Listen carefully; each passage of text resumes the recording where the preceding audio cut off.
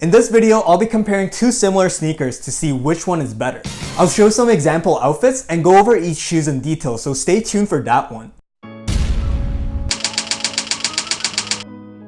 These are the Lucky Star lows that I've been wearing for about 2 months now. I bought these because I couldn't find the Chuck 70s, they were all sold out. And these are the Comme de Garçons Play collab with Converse. I'll just name it CDG in short because it's gonna be a long name.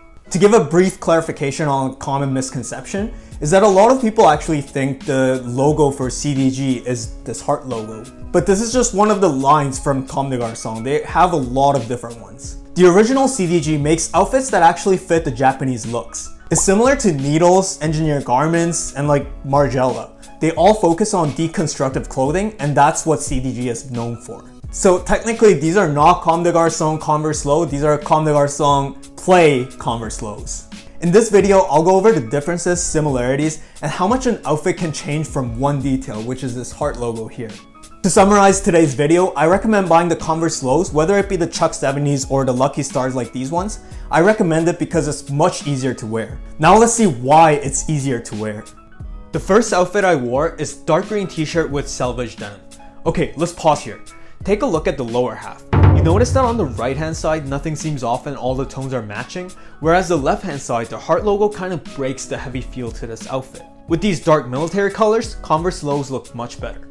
For the next outfit, I wore a leather jacket with light jeans. Let's pause again and see the difference. On the left, we have 4 colors: black, gray, light blue, and red. And on the right, we have 3 colors: black, gray, and light blue. By adding another vivid color such as red, you can see that it doesn't blend as much as the Converse lows.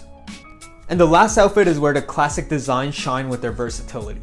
I wore somewhat of a Japanese style outfit, and the Lucky Stars can easily pull this off. However, the plays can't harmonize with this type of outfit. If you follow me on Instagram, I posted a really similar look with the Converse low, so definitely check that out. I'll skip the unboxing experience because there is no experience to it. It's just a plain box and you just open it, that's it. Starting with the shoelaces, the biggest difference is that these Lucky Stars have much smaller radius and they have a lot of holes. Comparing these to the collab version, these ones have much thicker radius with the holes, and they actually have less. I think they have 6 holes here and then probably 8. Yep, 8 holes here. These bigger holes pop out much more than the smaller ones here. As a result, when I look at plays, my attention goes straight to the shoelace holes, whereas the Lucky Stars, my attention goes to the center here. With vintage looks, the Lucky Stars look much better because it has more shoelace holes and it's more like grungy. It's like so many layers on top of each other. Whereas for casual looks, the plays might look better because the holes are bigger, so it just draws your attention right away. However, the plays have double stitch line near the shoelace holes, and the Lucky Stars have a single stitch line here. In my opinion, the single stitch line is much cleaner, and when it comes to casual looks, I don't like this look of a double stitch line. It's just messy to me. So I'll give this one to the Lucky Stars.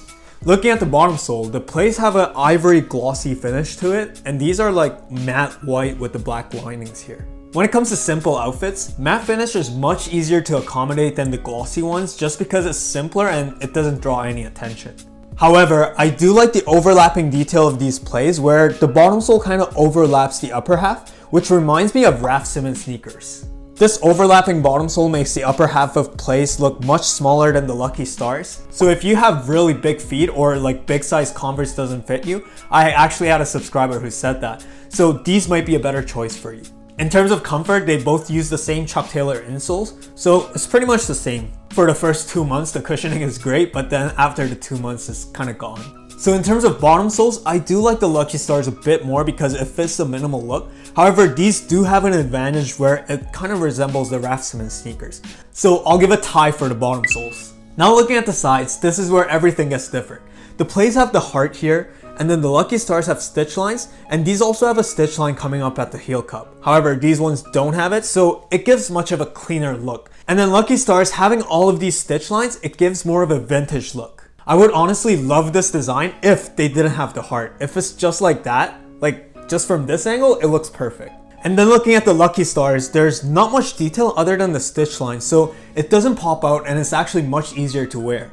And if you think of outfit as a whole, with Lucky Stars you only have to match top and bottom. However, with the plays, you actually have to match top, bottom, and shoes. Like all three have to blend well together, whereas with the Lucky Stars, you just need good top and bottom, and these are just like a safe bet. So unless you have a full thought out outfit that requires this heart detail, the side design goes to Lucky Stars. And then looking at the back, it's the same story.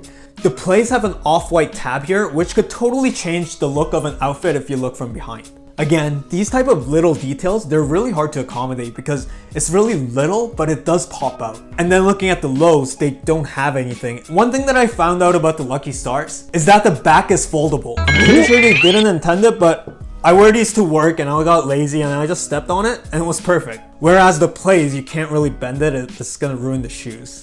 The Lucky Stars, when it's bent, it's really comfortable. Like, as long as you put your weight onto it, you wouldn't feel anything, and it actually acts like a slipper. Because the entire side and back panel is made with cotton, it was really comfortable and it felt like it was a crush bag. So for the back design, it also goes to Lucky Stars because it has a crush bag and it's much easier to wear. And now in terms of my scoring, the Lucky Stars dominated. Overall, the Lucky Stars are much easier to wear and there's a less chance of making a weird outfit. If you know for sure that you want the play model, go for it, but if you're iffy about like, which one should I pick, definitely go for the classics. You could either buy the Lucky Stars, which are these ones, or you could also go for the Chuck 70s, which are more of a classic one. I couldn't buy it because it was all sold out. When it comes to outfits, Converse is almost like a must-have and it's really easy to wear. Also, no one will judge you for wearing Converse. So when I don't want to try, I'll just put these on and it's totally fine. For the stars, I would say the Lucky Star is a 3, which means I recommend it. If you're not sure what to wear this summer, you can't go wrong with Converse. And it's almost a must-have if you're going for casual looks. Nothing is easier to wear than just plain black Converse. And for the Comme des Garçons play model, I'll give it a 2, meaning that you should think twice before you buy it. It's not an easy pair to pull off perfectly, and a lot of people already wear it. It's probably not as much as the classics, but because it has this heart detail, you get bored quickly. So that wraps up everything that I wanted to cover today, and I hope I did all the comparisons that you wanted to see. If you know your style and you know you need these, go for it, but otherwise I would stick with the classics. It really doesn't hurt to have one Converse in your closet, whether it be black or white or any other colors. For starters, I recommend black and white, but other colors are fine too. Let me know your thoughts on which one you would pick between these two. Make sure to give this video a huge thumbs up, and if you like the structure of one-on-one, let me know in the comments below and I'll prepare more. And if you haven't already, please click on subscribe so that you can get more honest reviews. See you in my next video. Bye!